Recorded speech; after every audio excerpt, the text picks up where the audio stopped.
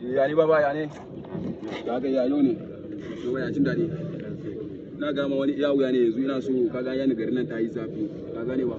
Ina son dai practice ne. Na ji yanzu ana ta wawa da kudi to irin mu nan ba shiru ne ba ku. Agogon fa sai a hankali fa. Najeriya. Ina ga ma ni da safen nan ma na ganka da wani kudin 500. Ina so ka san me zamu yi da kai? Ina so ne za ka rike kudin hannuka. Ina so in yi sharp ne yanda zan kwata kudi hannun mutum.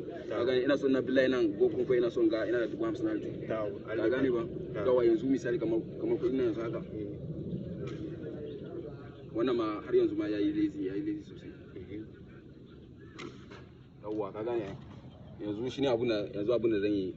Ka gane ba? Rike wannan yanzu haka zan je yi tamis nasu. Ka gane tamis. Ka san ake kira tamis ai. Kana manta da ni fa. Onga. Onga ne. Allah ya biya onga dan. Onga. Kana kashe ni kana karan mora. Ko a ruwa an zuba onga zai tafi. Sai onga alaji baba. Bare ya gaba. Bare ya gaba.